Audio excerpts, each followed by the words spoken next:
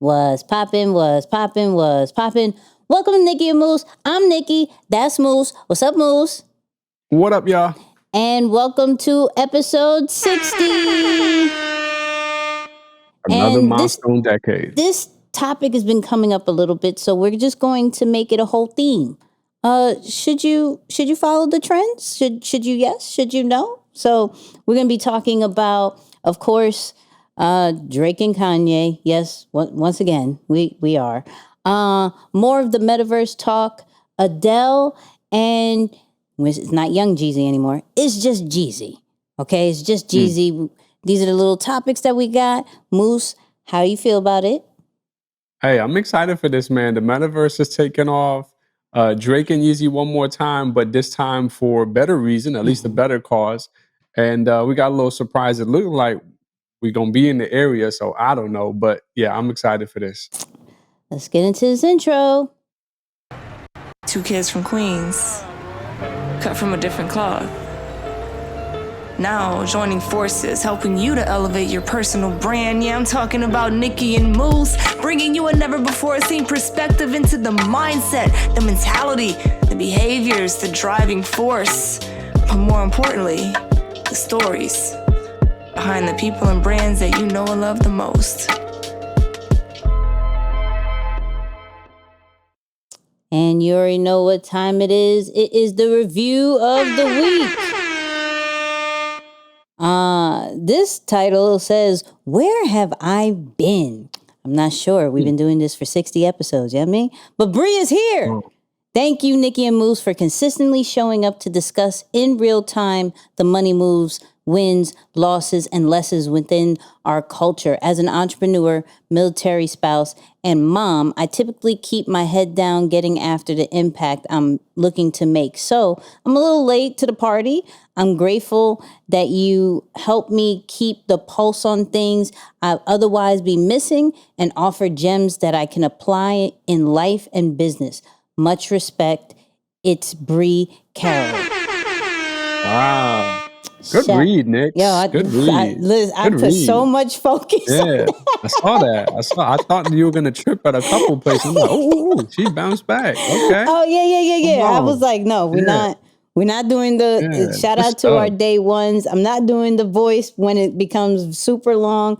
Let me concentrate on actually reading this right. So thank you. Yeah, it was good. Shout out to everybody who leaves us a review. If you haven't, go to Apple Podcasts or Podchasers are two places that you could leave us a review. We highly appreciate it. And shout out to all our new and day one audio listeners and viewers. We love you. We appreciate you. However, Moose, how are we feeling? Man, pretty good. It's been an eventful week. But I'm much better today than I was yesterday. I'm glad we were able to make some adjustments on our recording schedule. For those who do not know, we typically record either Friday or Saturday to make sure you guys have this episode up and ready for Tuesday. And today we are recording on Saturday as opposed to Friday. But things are good, man. I'm excited. And I'm ready. Okay, well, he's ready. I don't know what he's ready for, but he's ready. I mean, ready for a new decade episode. Yeah. He's ready. He's ready for the 60th episode. It's a lot to talk about. As usual, it is a lot to talk about. I'm good. I'm Gucci. I don't really have anything going on this week. I promise you. I've been really big. Thanksgiving week. But I'm not going home for Thanksgiving week. Me neither. We don't got nothing going on either. Yeah. I'm not going. I don't have anything going for it. My mom's really sad. I love you, Mom. But I'm not going home. I'm gonna chill at home, kind of do like some self-care kind of vibe. Nice. Figure out what I'm going to eat, because I'm not the typical like Thanksgiving person that really needs like the turkey and all that great stuff. Like I eat lasagna for Thanksgiving. Okay. I don't necessarily go for the regular smegular. So I may find something unusual to eat for Thanksgiving. I don't know how I feel yet. People give me some suggestions in our comments of what I should eat for Thanksgiving, because I'm like, I don't know. But me and Spazzy gonna be chilling. I didn't want to Yeah, leave my whoever dog got too. You know what I mean? My that's dog fair. on That's Thanksgiving. fair. That's fair. Yeah, I was gonna say whoever got I'm saying a couple of extra chairs at the dinner table for us for Thanksgiving. I don't know. Send an invite. Maybe we'll show up. Who knows? Hey, you never. That would be dope. Like a Right? random Imagine just listener. like it's like, hey That'd man, be. I'm We having listen. If we don't do right. that this year, we may have to do Right. that one day. I don't That'd be cool. know. That That'd would be be cool. fire. Seriously. Yeah, who knows? Hey, that'd be. Watch our DM's gonna be like, "Yo, come to the crib. We're Right. here." That'd be dope. I think that'd be fire. But let's get into this 60th episode, and of course, we're going to be talking about Drake and Ye. Yeah. Kanye West, for those who don't know who Ye is, on Kanye's Instagram as of, I believe, today, which is November 20th when this is being recorded, Kanye posted a picture saying free benefit, Larry Hoover concert performance by Ye, as well as Drake, December 9th to 2021 in Los Angeles. Okay. And we did announce on our, what is it? Our YouTube live show, not YouTube live, our live show. I don't want to just, make it to just Single it out. YouTube, right? But our Yeah. live show that there was a picture of Kanye and Drake with Jay Prince together, and the beef is squashed. And it was all for this possible concert. Now, there was a statement from Larry Hoover's son, right? Larry Hoover Jr., kind of breaking down what this concert is. And it's like performance by Ye, special guest Drake, Thursday, December 9th, the LA Coliseum presented by the Donda Touring. Tickets are on sale on Monday, November 22nd. So by the time you hear this, it is already probably sold out because I do not feel like this is going to last more than a minute. I'll just say this. Now, Right. the confusing part, and we said this, if it's a free concert, why is tickets on sale? But I believe that they're probably just trying to monitor who has it. So it is not going to be super chaotic and everybody's trying to get into the spot. But Ye returns to headline live stadium performance, first in 5 years with special guest appearance by Drake. Historic free Larry Hoover benefit concert to raise awareness and support for Larry Hoover and the cause of prison and sentencing reform. I believe this event will not only bring awareness to our cause, but prove to the people everywhere how much we can accomplish when we lay our pride aside and come together, said Ye. Bringing these two artists together for the culture and the cause of prison reform has been an honor, said Jay Prince. Though my work with Larry Hoover and his family, through my work with Larry Hoover and his family, I've really had my eyes open to the plight of incarcerated people in this country, and I hope fans of Ye and Drake will take the time to do the same. With Ye, Drake, and Jay Prince united to advocate for my father's release, we can take our plea for redemption worldwide and show that we are truly stronger together. On behalf of any and everyone with loved ones wrongly or unjustly incarcerated, free my father, Larry Hoover Jr. Wow. I'm for this. Listen, I'm super for 100%. this. As far as the reuniting of two bickering people. You know what I mean? It's rich people going back and forth. Now it's over. Thank you. Appreciate Right. you. Right. So I'm so for this. And of course, these two people in concert is amazing. Now, I'm going to be honest. I don't know too much about the whole Larry Hoover situation to really say that this is a really good cause. Can't intelligently speak on this because the last time I checked, my man was a huge leader of one of the biggest gangs, and hence why he has this particular sentence. Now, I don't know furthermore, so I'm not going to speak on it. but I don't know. Yeah, I don't know too much. But for the simple fact that these two are coming together, I think that's super dope. I think it's great. Yeah. If it's free, even better. You know what I mean? Even better. I'm going to try to go. That is on my bucket list to see Kanye live. I've seen Drake, I think like 3 times. I think I did. But Kanye, I still haven't. So I would, or Ye. I got to get used to calling him Ye. Yeah, that's going to, Yeah, it's going to take a minute. But so off of that alone, I think it's a good situation. What you think? No, I love it. I mean, for one, like I too didn't know much about the Larry Hoover situation, but I think the second episode or the second part of that interview on Drink Champs was kind of helpful because, you know, he had his son on there, Larry Hoover Jr., talking about it. And yes, and I think he shed light on that exact thing you mentioned, right? Like, yeah, most people know him for that. And I actually remember the name through Rick Ross's song, right? Whip and Work. So that's like how I remember it. But it was good to kind of hear his son talk about it. Like, yeah, we actually didn't appreciate that because here's a man fighting for his life. And then the song kind of further pushes the image of him being this drug dealer. But what people didn't know is that he was also a great community advocate or activist that brought people together, that built the community the whole nine. So does again, all the other drug dealers. Right. Everyone's going to have their side of the story. Yeah. Oh man! And I promise you, this is no offense. I promise you, it's not. I just like. No, I feel you. I mean, I'm good. I'm for people getting a second chance, so I appreciate it. But I do think also, not that we want to talk about it on this show, but what happened recently in that whole sentence or conviction, whatever the case may be.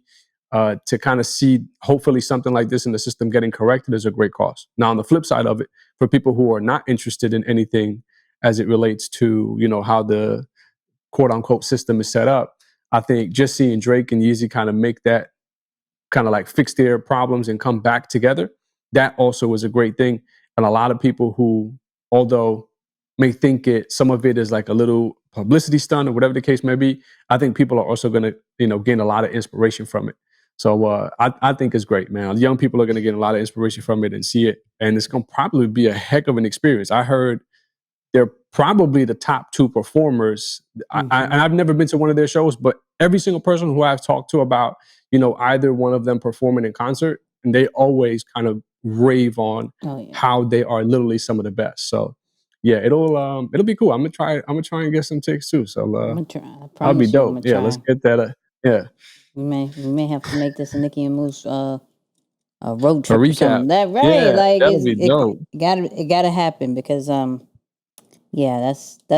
gonna be crazy. That's gonna be crazy. But let's talk more about this metaverse, right?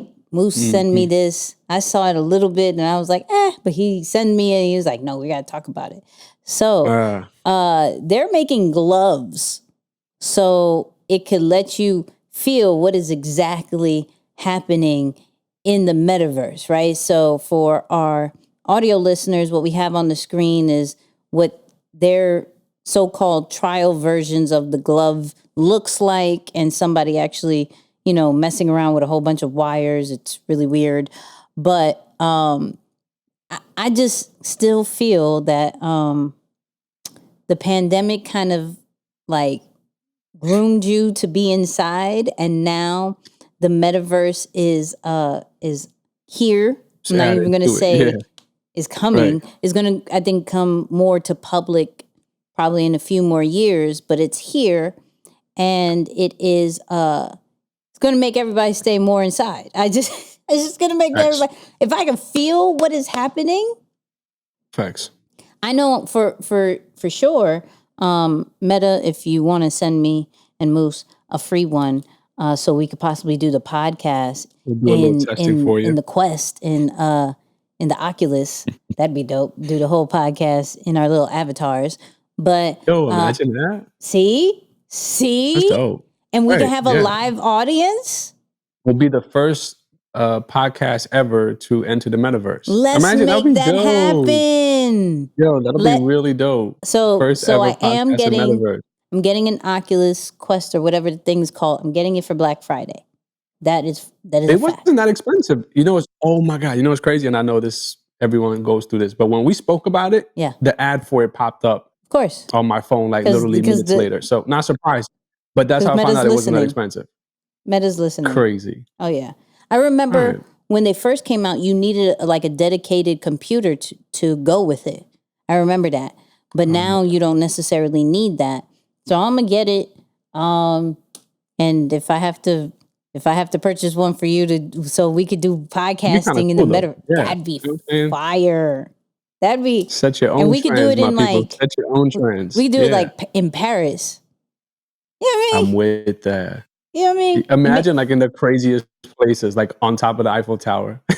Like, yo, that's fire. No, but that's real though. That really does open up a whole possibility of creativity. That's fire. I'll be saying the what's popping. This wasn't planned, y'all. Listen, this really wasn't planned. Yeah, you heard it first. We are going to be the first podcast to figure out how to record a whole episode in the metaverse.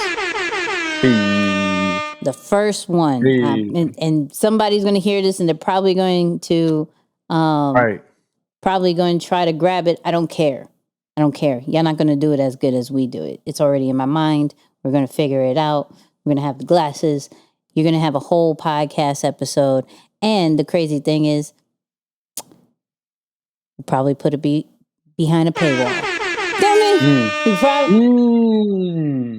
To get the experience. Yep. Oh yeah. Hey. Oh yeah. And we don't do much of that, so I think it's only right. We don't do much of it. So it's gonna be so dope. But I'm just like we talked about in the last episode. I'm just so excited about what is to come. Even though it's a bit weird, I will say that to feel like if I high five you, I'll actually feel that. I'll never, me personally, will never want to go outside. I already don't go outside as it is, right? I'm just starting to go back outside here and there when it comes to travel.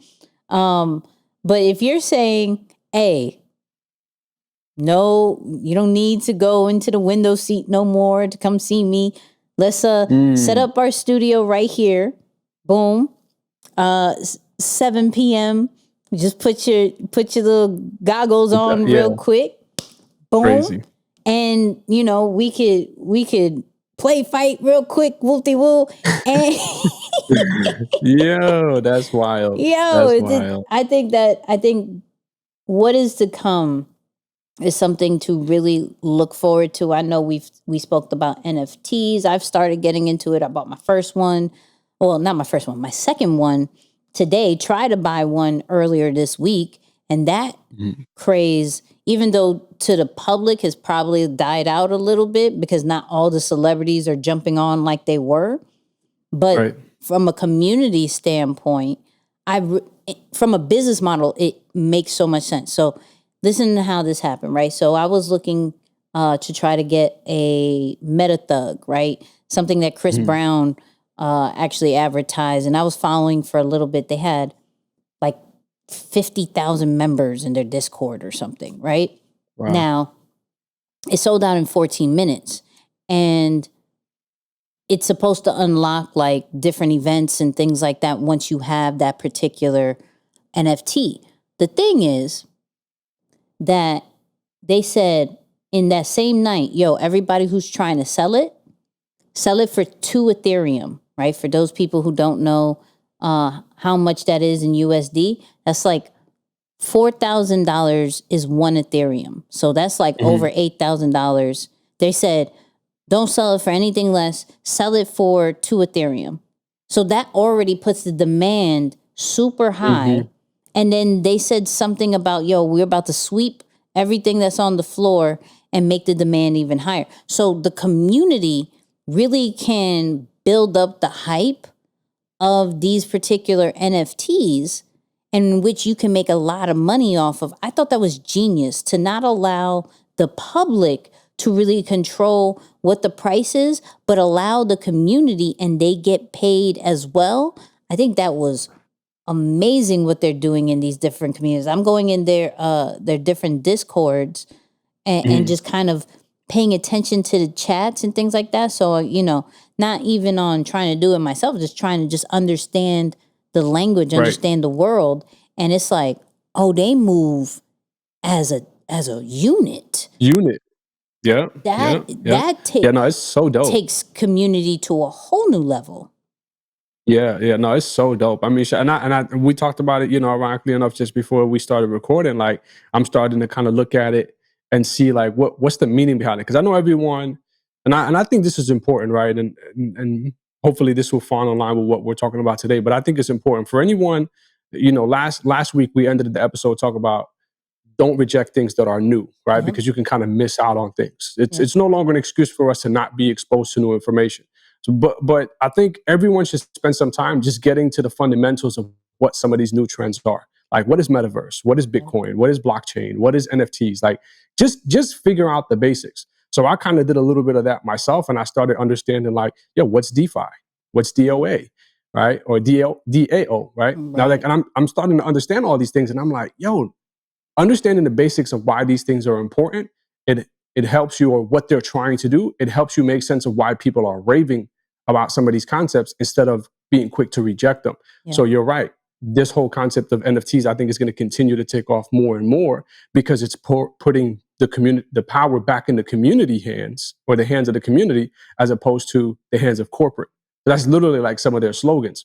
So yeah, I'm really excited about it. And as far as like Meta continue to to kind of enhance things and put things out and like really tease people with it, I think it makes sense, right? Like, we're not going to see it show up in front of our eyes over time, because us as users, we have to kind of get acclimated to it, right? Like, start getting into it and start seeing some things that we enjoy and maybe recommending it to our friends and things like that. So yeah, it's but it just like, this is just further proof that it's here. Like, and like you said, it's not coming, it's pretty much here. Like, if stuff like this is already out. Yeah, Nike did a whole Nike Land in Roblox.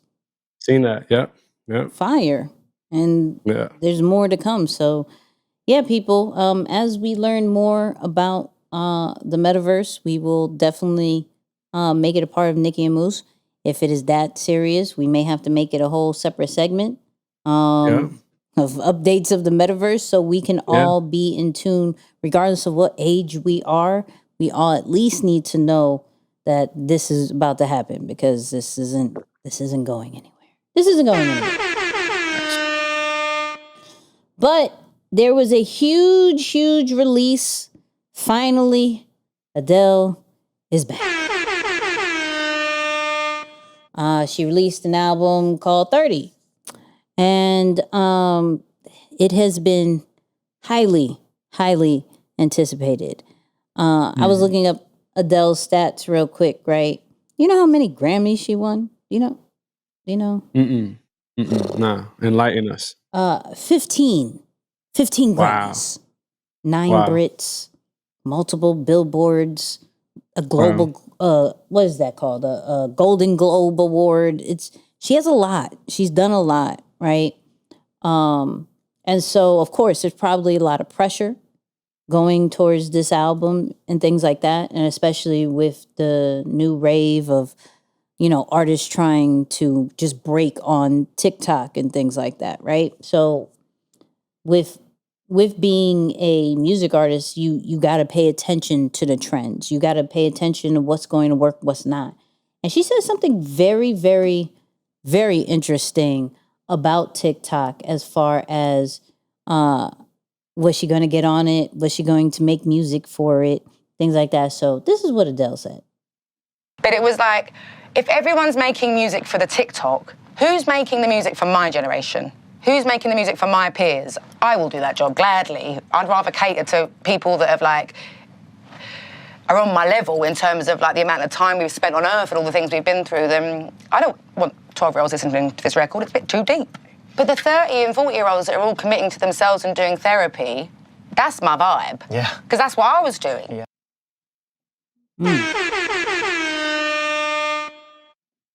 Come on, Moose. Like how she said the TikTok. And she said, I like that. She said, yeah, I'm not going to make music for the TikTok. The TikTok. Yeah. Nah, it's dope, man. So first off, let me just kind of give a little background story, or at least my personal experience with it. So I've always liked Adele's music, believe it or not. And then fun fact, her and my dad share the same name, different spelling, right? So before, yeah. My dad's name was also Adele, but he spelled his name without the E at the end. So that was always like pretty cool. I was like, yo, that's crazy. But no, so here's some of the stuff that I learned about her that I thought was fascinating, and it kind of makes sense as to why she's going on this route, right? For one, she wrote her debut single in 10 minutes, right? So a super talented like artist, like she's really into her craft. Right. On top of that, she came up off of MySpace, right? So like she was found through an independent record label because she put her music out on MySpace, and then she was picked up through there. So I find it super interesting that that was her career path, and she's not willing to make a quite adjustment, or at least be open to the idea of TikTok. Now, and the reason why I'm saying that, Nikki, is because MySpace has absolutely vanished off of planet Earth. Like, Gone. I don't know anyone who has Gone. a MySpace account or anything like that, right? So while I think what she's saying makes sense, because she understands that her audience may not necessarily all live on TikTok, I think she's also making a huge assumption that people of older generation, the 30s or whatever, are also not on TikTok, right? So that's just like a blanket statement of like, oh, maybe only teenagers are on TikTok, which is not necessarily true, right? So for me, I'm like, dang, super huge fan of the music. Love what she's about. The story is incredible. The bounce back. Of course, there's a famous clip that he talks about where he mentions, or one of his mixtape speeches that he mentions her name and talks about one of her pieces, which I think is really cool. But yeah, for me, I find it super interesting that someone who came up on the platform that is no longer around would make that statement in the sense of saying, well, yeah, my audience is just not there, so I'm going to make music or focus on other places. Like that's kind of how I translated that. So yeah, I don't know that I necessarily agree, but Oh yeah, I definitely don't agree. right, yeah. But So super interesting, yeah, that stance. yeah, I like that she's going this direction because it's just what she knows that works, right? With the success that she's had, why switch it up? Right now, that there's a pros and cons to that, right? When she came, TikTok wasn't so relevant, right? So she didn't need to concentrate too much on social media as much as people are doing right now. So she may not see the value in it, but also she's not waving to just what's working at this moment. She's already established. Now, I think if this was going to be her first album, right, her first time coming out, she may have to pay attention to those kind of things. But since she's already established everything she needed to do, she doesn't really have to prove much. And she knows that at least her core audience is going to listen regardless of any type of social media, any type of trends that are happening, right? So Yeah. if you focus on your core audience, they're going to follow you regardless of wherever they are, regardless if they're on social media or not, or if they're in the metaverse or not, and things like that. They're always going to come back to where you are because you've already planted the seed. So I can see why she says that and doing that and staying strong on it because she's established. Now, I do agree with you. I disagree that 30s and 40-year-olds are not on TikTok, because they sure are. They may not be active. They may not be the ones that are creating on TikTok, but for sure they're watching. Oh yeah. I don't know a single person that isn't watching TikTok, right? Now, if she has that type of song that is, will make a really good skit or make a really good dance, the kids are going to pick it up regardless. She doesn't actually have to intend on making a song for TikTok like some of these other artists. Her catalog is so strong and her music is so powerful that somebody's going to catch on to it, whether it's, of older age or even younger age, they're going to pick up on it and they're going to make it trending for her. So when you don't concentrate on the trends, you become a trend. That's really how you have to look at it. When you intentionally try to be a trend, you never are. You always miss it somehow, some way. But it tends to be when you're not concentrating on being trend, on being viral, on being the top of the top, is when you actually become into that place and people pick up to what you are doing easier. And it's almost like a hidden gem for them. Like, yo, I could be the first one doing this. And then they do it. And then other people are like, I want to be a part of it. So it's a lesson to look at what Adele is saying. And, our next lesson coming up, as far as you want to stay strong and focused with what your intuition and what your vibe is over what maybe people are telling you based off what's happening right now, because what's happening right now is what's happening right now. You're thinking of longevity. You're thinking of what's going to last longer. If I cater to these particular people who I've been catering to, right? They've grown old with me.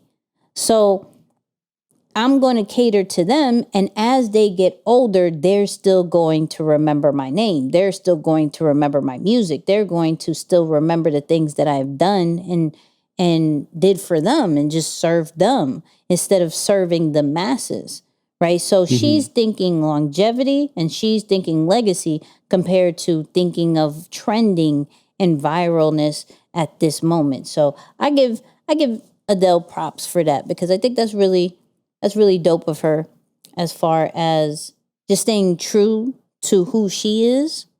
And we'll see clear. I think her numbers are going to be crazy. She's probably going to be number one on the billboards for a while. She'll probably win more awards.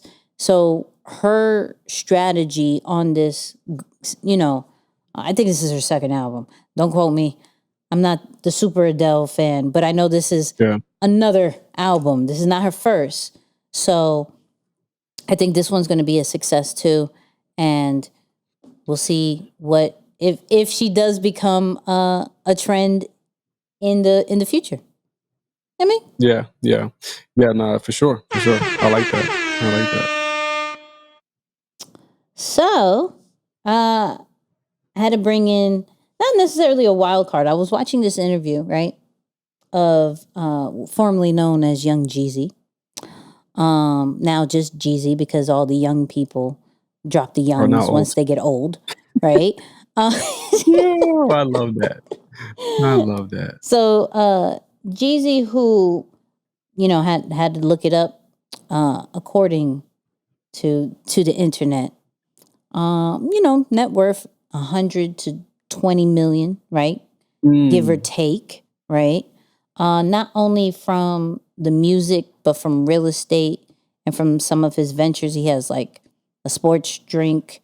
He has his own marketing agency, things like that. So he's worth a few mil, you know what I mean? Few mil. That's a nice little. And so, I'm thinking, if a person who from the South, because he has a really true cult following, right? Yeah. As far as when we talked about him in the verses and things like that, everybody loved the Jeezy and Gucci battle, and because of the history it had and things like that. But just as far as his fans, just remembering some of the old songs again. But I'm like, what makes him so great, right? I had to break it down. He is one of those people in the South you can't deny is one of the top.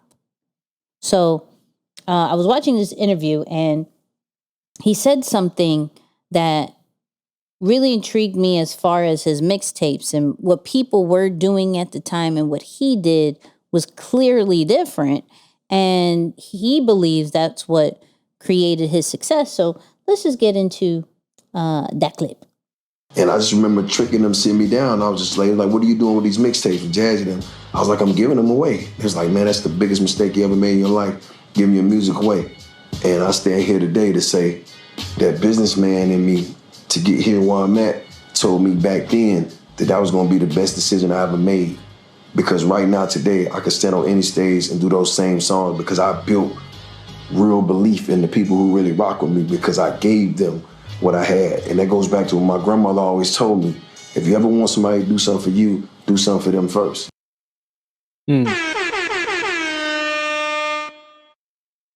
Thank you, Grandma. You know what I mean? Thank you, Grandma. Grandma will steer you in the right direction and make you a lot of money if you pay attention to Grandma's advice. I'm just saying. Shout out to the grandmas out there. You know what I mean? If you are a grandma or soon to be a grandma or thinking about in the future that you will be a grandma, I guess. I don't know. I kind of knew. Something told me this was gonna get a little funky when you started heading down that path. So I just turned my head away just in case. You know what I'm saying? I don't know why. I just knew. Like you know, you do 60 episodes with somebody, you start picking up on when things might turn further interesting. So you start. You gotta give props to the grandmas, all right? You gotta give. I mean.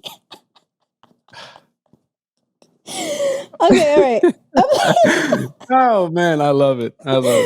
So, folks, back to the episode. Yeah, back to the episodes.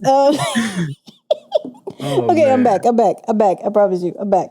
So let me. So here's the thing, right?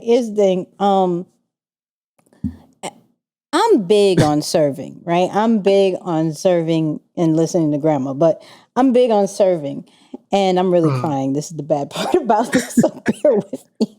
Oh man. I'm really crying. This is horrible. So, this is where you have so much belief in what you're doing that it's not about money. That money is going to come regardless, right? So what he did was, okay, this is the era of the mixtape, and where everybody's selling their mixtapes for probably $5 to $10 at the time, I believe, right? Mm-hmm. He was going to Magic City and giving out all his mixtapes. He would go in different places in Atlanta and just give out the mixtapes in order to build a huge fan base, right? And not because they bought a product and not because they, bought into something. They genuinely had to take this man's CD, pop it in their CD player, right? And listen to it and realize like, yo, this dude is dope. And he gave it to me for free. I could at least give him a listen. I could at least go to his show. I could at least buy his merch. When you do things for free, it's that level of reciprocity. Yo, you did this for me. I at least could do this. Where there's not a level of reciprocity when they buy something. I get what I bought it. Now it goes more into I deserve this. I deserve this quality. I'm expecting this quality. Where there's not necessarily a level of expectation when you do the free stuff, right? And it could probably convert a little bit better than just going buy me, right? So from a young age, he already had that mindset just from lessons from Grandma of like, okay, if I want the people to listen, what am I doing for them? What am I actually giving them instead of supposedly my art is my art and you should listen to me because I am a rapper? There is so many people who want to be rappers. And back then it was harder to be a rapper. You didn't have SoundCloud, Spotify, social media. You had to literally sell out of the trunk. You had to go to these different clubs and things like that. So when he's looking back at it and he said, yo, till this day, I can perform these particular songs and people are going to rock with it probably harder than anything because they were given that in a time where they were sold that. And so we look at that as far as, you know, some of the things that we're doing as a brand and a business. What can we do to serve the people? So shout out to CJ. He always uses the teriyaki chicken, you know, example of, you know, you go to the mall, you always see that person giving out that free teriyaki chicken because you got to give samples. People will buy into the whole meal once they see what it actually is, feel what it is, taste, all that great stuff. And once you get it enough, you're like, yo, I gotta get me a plate. I'm not even gonna lie. Even me, I'll go get me chicken teriyaki over anything. Well, unless Chick-fil-A is there. But if Chick-fil-A's line is a little bit long, I'm going chicken teriyaki all day. These are facts. Yeah. It's good. 100%. So I really appreciate somebody of like his status saying, if it wasn't for me giving out free stuff, I don't know where I would be. But that was I saw what Gucci was doing. I saw what, you know, Diddy was doing. I saw like all the people of my era, T.I., what they were doing and how successful they were with that. I'm gonna go this way and I'm gonna create my own success. I'm going to do what I need to do to build my own empire. And for that, it's worked out. And I mean, $10-20 million later, you know what I mean? Right. What can I give for free right now? What can I do? I mean, shout out to the podcast because, you know, this is what we do. Right. But like, what else can I do? Like, what?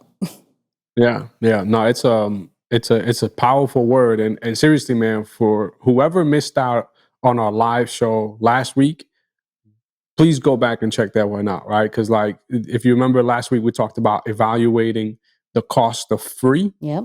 And we talked about it from both the personal side, as well as obviously both the brand and the business side. And what I love about that side of things, or about that particular live, is because we dive deeper into that exact thing right there, right? Like for some of us, we have to look for ways to better expand our services, you know, and figure out ways to go against the grain to get people's attention. Because at the end of the day, that's all of what we're fighting about.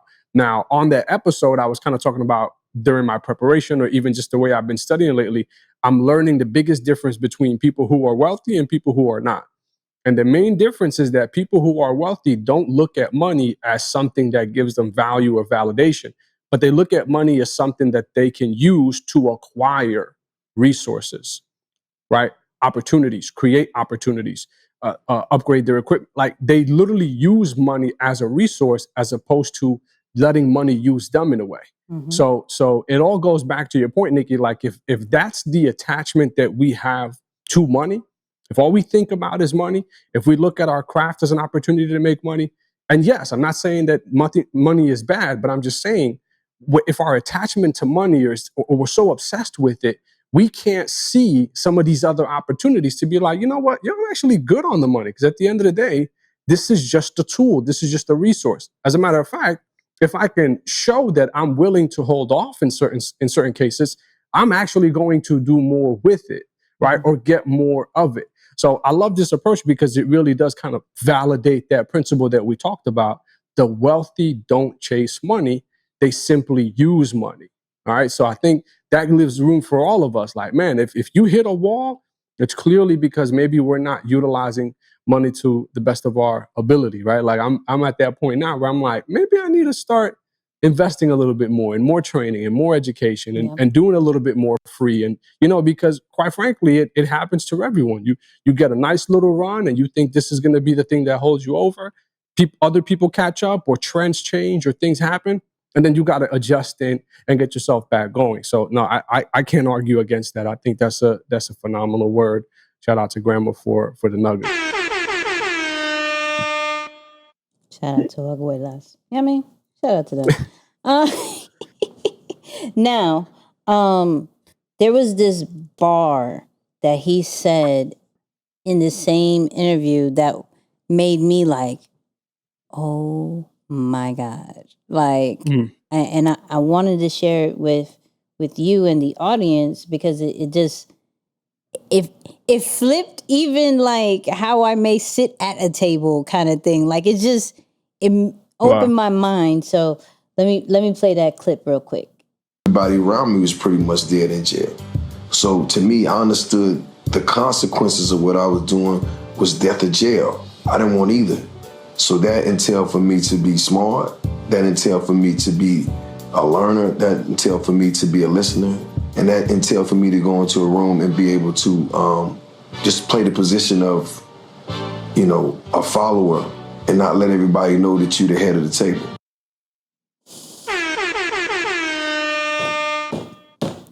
I love that. I love that. Move incognito. Sheesh. Play Move incognito. a follower so they don't know that you're the head of the Go ahead, Moose. Go ahead. Nah, I love that. I mean, look, at the end of the day, at some point, it's got to become about making your move instead of proving who you are or what you can be to other people. Right? Like once you become certain on your role, on your being, on your abilities, it's not so much about proving it to other people. It's like that to me is probably the greatest sign of like being selfless, right? Like you've established it so much so that you could be in a room and have the ability to lead, be the leader, and call the shots and be like, actually, let me just be more of the let me pick the follower route or the follower role in this particular situation. So I think it's powerful, and I'm sure that led him to get some form of intel that wasn't available to other people, right? Because I've always said it like, if everyone wants to be a leader, then we won't have followers. And it's almost impossible. I'm not saying that we shouldn't be leaders, but there are more followers than leaders is really what I'm saying in short. Right. Mm-hmm. So like if you spend more time in that group, especially if you know what you're doing, I think there's a level of information that you can get from them that you won't get if you're only hanging with leaders.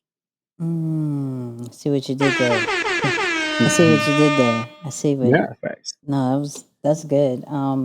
For me, like you can't hear what you're supposed to hear or what you're supposed to gain out of that day if you play too much of the leader, because people are so focused like on not necessarily being like head honcho kind of thing, but leading the pack, making sure the vision is out there, making sure the direction is there.